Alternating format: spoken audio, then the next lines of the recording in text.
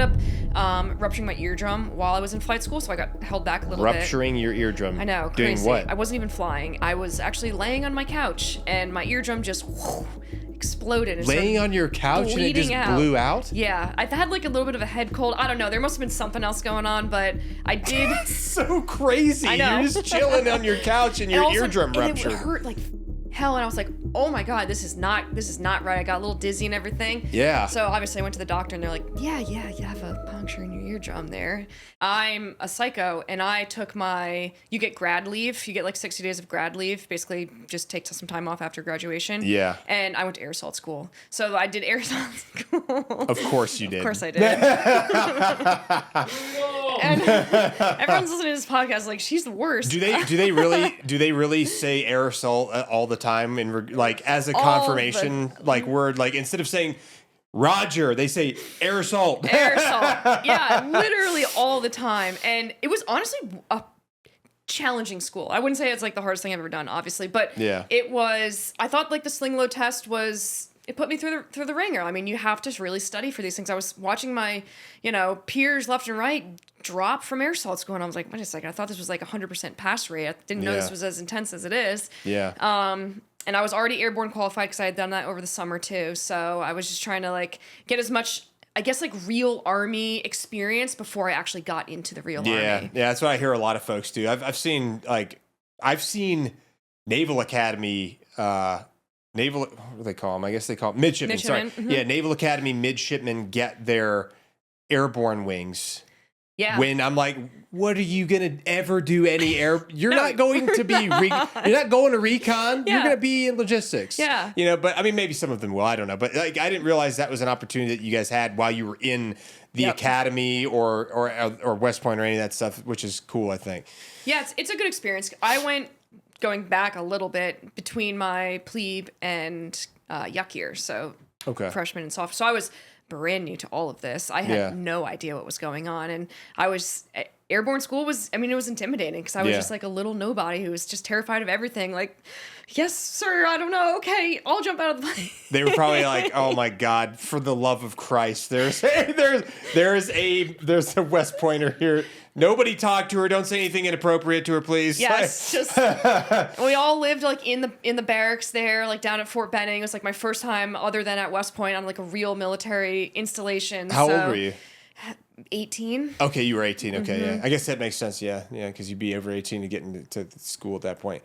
Well, okay. Anyway, so you went to air assault school during that 60-day block leave that you get after you graduate West Point, and then after you got done with air assault, where'd you go? So then I went straight to Fort Rucker. Alabama. Yep. Yeah. And started flight school. Right there in Fort Rucker. Yep. And that's where all the rotary wing school is? It is. Okay. Mm-hmm. And what does that school look like from start to finish? It looks completely different for every single person that goes through. Based on the airframe that you're doing. Yeah. So for me, it was about a two year or so experience. I ended up rupturing my eardrum while I was in flight school, so I got held back a little bit. Rupturing your eardrum. I know. Crazy. Doing what? I wasn't even flying. I was actually laying on my couch, and my eardrum just exploded. And laying on your couch and it just blew out? Yeah. I had like a little bit of a head cold. I don't know. There must have been something else going on, but I did. So crazy. I know. You're just chilling on your couch and your eardrum ruptured. It hurt like hell, and I was like, oh my God, this is not right. I got a little dizzy and everything. Yeah. So obviously I went to the doctor, and they're like, yeah, you have a puncture in your eardrum there. And I was like, what does this mean? Possibly, they never told you what they thought caused it? No idea. That's so random. So random, but I guess like, so you get to Fort Rucker and you get in process, obviously. And then it depends on like how, like for us, we did BOLIC, which is like basic officer leadership course. Okay. So it's a bunch of West Pointers, ROTC guys just transitioning from like being cadets into becoming officers at that point, learning how to do OERs. Course. Yeah. And those types of things, a lot of paperwork, admin. And then we went to SEER school, which was my favorite school in the Army. Where'd you get to SEER school? It was at Rucker. You went to SEER school at Rucker. Mm-hmm. Okay. Mm-hmm. And so that's a 3-week course. Great. I learned a lot. Like it sucked. Like there were days I went without sleeping or eating. I was hallucinating. I would definitely do it again. Did you, one of the common things I've heard from a lot of guys that went through, SEER school was that they would oftentimes like be physically abusive with the females to 100%. get under the skin of the males. Yes. Did you find that happening to you while you were there? Yeah. Oh yeah. Like it was for sure. I was like one of 2 women in my entire class that was going through. Oh, and bro. Oh yeah, we got the beaten out of us. Like one time I got hit so hard that I had no idea it was coming because they hit you and I just was not prepared for it and it knocked me right out. Knocked you right out. Knocked me straight to the ground. And like I came to with like a medic over me being like, academic situation, this isn't supposed to happen. And I was like, what the academic situation, this isn't supposed to happen. Yeah, like, oh my God. They're like ceasefire green, like, index. Oh my God, bro. Yeah, but it was, I mean, honestly, I think was it closed fist or open hand? No, it's open hand. And I think everyone needs to get knocked out once in their lifetime. I got rendered unconscious in recruit training. Because they were like they were practicing martial arts and stuff, and like my drill instructor basically made me. Well, I was put into a headlock, and let's say he told him to do a blood choke appropriately until I passed out, and then I woke up and was like, "You're like, oh, I tried to tap out. I thought I was home. I was like, oh, damn it, I'm still here, man." But that's way worse than my story. My story's kind of lame, but that's bananas. So you came to, and there was a medic like trying to. Like waft me back to life, and I was like cracking some smelling salts and stuff. I'm like, I'm okay. I just don't know where did that come from? It came out of absolutely nowhere. Yeah. But like I said, I was fine. I was not hurt or anything. I jumped right back into it, and it was just kind of one of those things I get to take with me. Like, hey, I know what it's like. Imagine how shocking that was to the dudes that were there that were being forced to watch. Oh well, them for sure. But I also feel bad for like the instructors at SEER school because one, they're just normal guys, right? Yeah. Like you see them in the commissary like weeks after and you're just like, yeah, now I know what you knocked me out, bro. I'm coming for you. Yeah, it's a whole, I mean, you forget that you're in the school. They do such a good job of depriving you of just basic necessities. You really you feel like you are a POW. It's like this crazy experience. It's a very, very mental game that they do with you. Yeah. And yeah, it was a good one.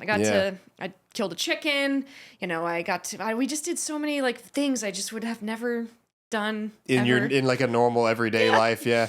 But it was a good learning experience. Wonderful. Yeah, for sure. I always feel, even still today, I mean, that was 10 years ago, I still feel equipped. If something were to happen, I think I would know exactly what to do. Okay. Like I remember like how to put the handcuffs on the right way, how to pick a handcuff, how to pick a door, like all these just cool little unique skills that people would never assume I know how to do. Yeah. Like, okay. Yeah. You got I got skills. Yes. In my back I've pocket. got skills. You don't want to know what they are. Okay. So you went through SEER school, 3 weeks of that. And then after SEER school, what'd you do? So then you start primary.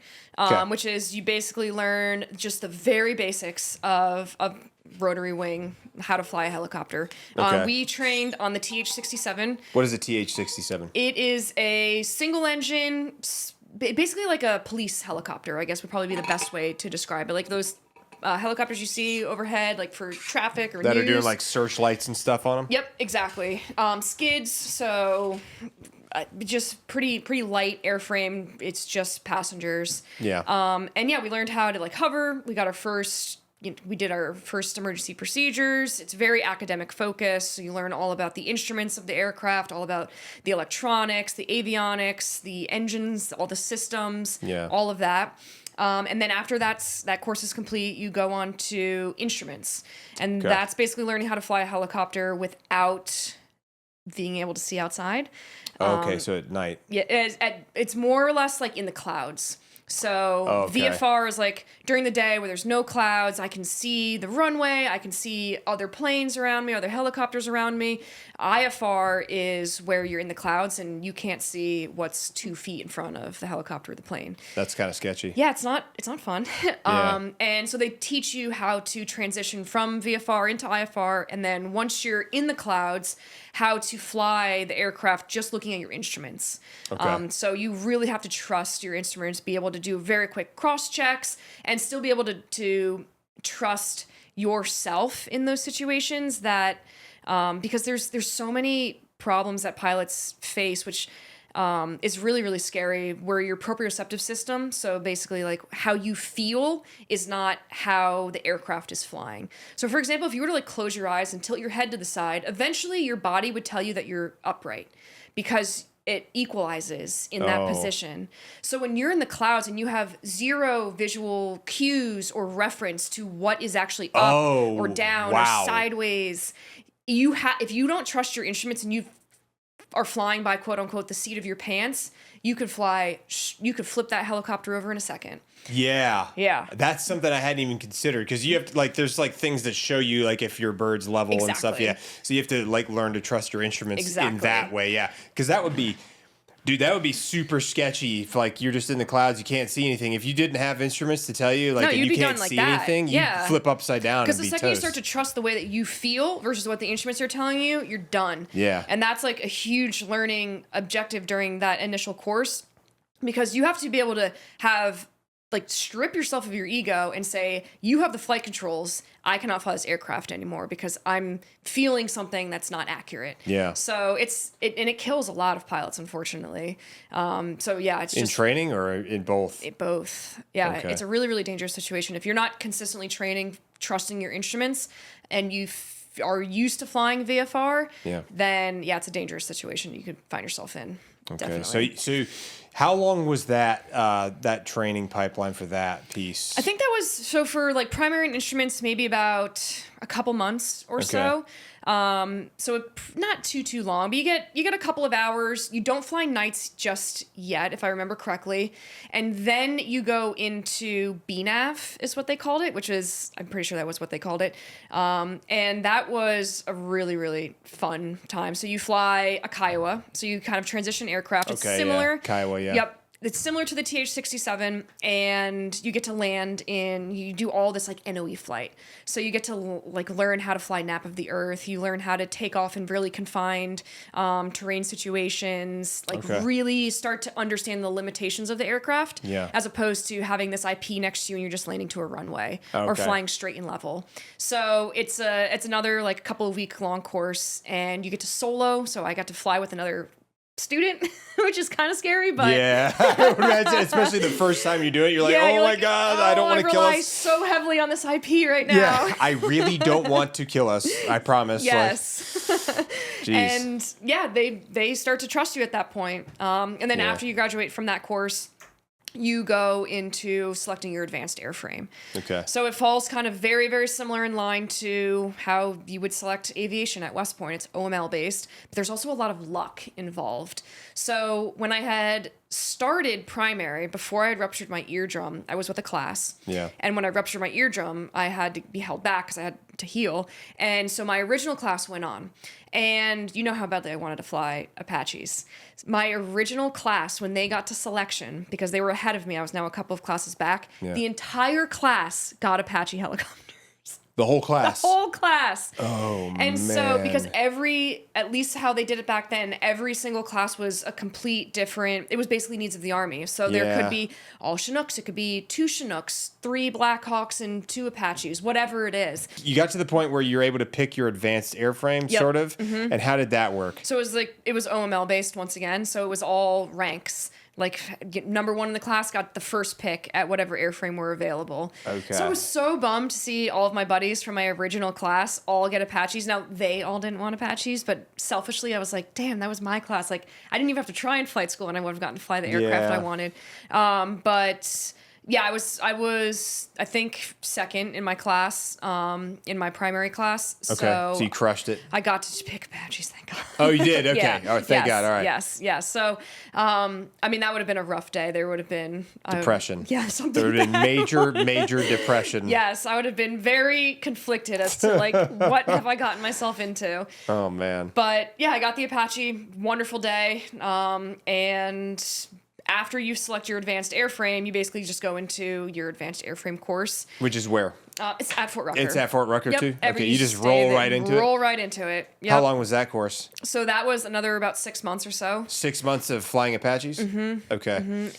Wow, that's a pretty decent amount of time. So I'm sure just for the sake of time, because I want to be able to get into like some of the things you experienced in your actual career and like the 160th stuff too. Yeah. So you went through 6 months to become an Apache pilot. Mm-hmm. You qualified as an Apache pilot. You graduated. Yep. And then how soon after you graduated that 6 month period did you start actually flying Apaches? Like the next day. Okay. Yeah. So you graduate as a qualified aviator. Okay. In that airframe. And